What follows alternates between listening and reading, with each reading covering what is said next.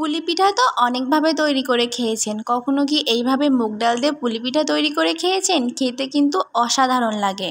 বাহিরে মুচমুচে আর ভেতরে পুর ভরা, খেতে কিন্তু অসাধারণ লাগে। তো চলুন সহজ আর মজাদার এই মুগ ডালের পুলি পিঠার রেসিপিটি দেখে নেওয়া যাক।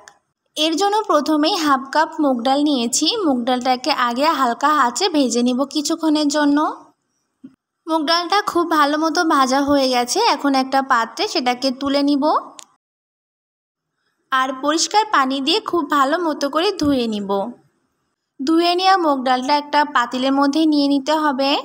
তার মধ্যে দিব পরিমাণ মতো পানি। এখানে আমি প্রায় 3 কাপের মতো পানি ব্যবহার করেছি।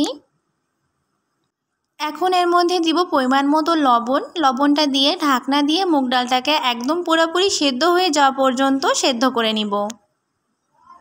মুগ ডালটা ভালো মতো সেদ্ধ হয়ে গেছে আর পানিটা দেখতে পাচ্ছেন অনেকটাই শুকিয়ে গেছে। এখন একটা হ্যান্ড উইক্সের সাহায্যে এইভাবে করে নাড়তে থাকবো যতক্ষণ না পর্যন্ত মুগ ডালটা একদমই মিহি হয়ে যাচ্ছে। এইভাবে নাড়তে থাকলে দেখতে পারবেন আস্তে আস্তে এর মধ্যে থাকা অতিরিক্ত যে পানিটা আছে এটাও অনেকটা শুকিয়ে যাবে। এইখানে যেহেতু হাফ কাপ মুগ ডাল ব্যবহার করেছি তাই সেই হাফ কাপ পরিমাণেই দিব চালের গুঁড়া। প্রথমে অর্ধেক অর্ধেক করে দিব। অর্ধেক দিয়েছি প্রথমে, খুব ভালো মতো করে মিশিয়ে নিয়ে বাকি অর্ধেকটা দিয়ে দিব। এইভাবে মুগ ডালের সাথে খুব ভালো মতো করে চালের আটাটা মিশিয়ে মথে নিতে হবে। ভালো করে মেশানো হয়ে গেলে ঢাকনা দিয়ে 5 থেকে 6 মিনিটের মতো লো আঁচে এটাকে সেদ্ধ করে নিব।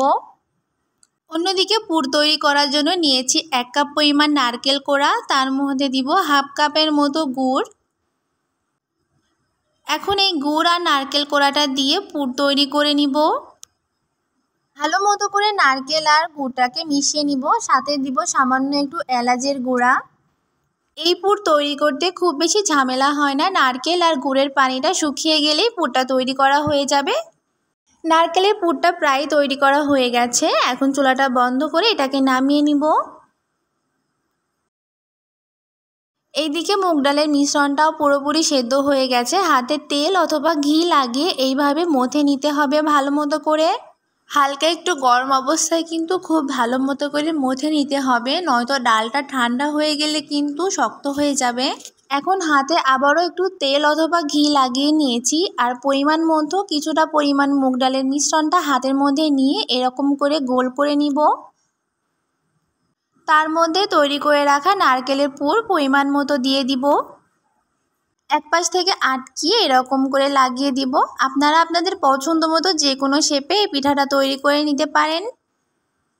আমি দুই পাশে চিকন আর মাঝখানে মোটা রেখেছি। এরকম করে তৈরি করে নিব সবগুলো পিঠা।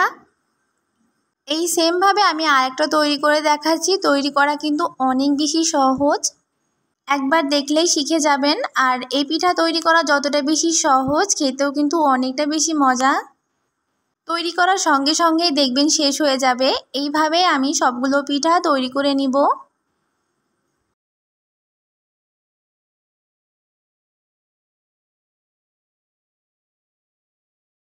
সবগুলো পিঠা আমি এইভাবে তৈরি করে নিয়েছি। এখন এগুলাকে ভেজে নিব।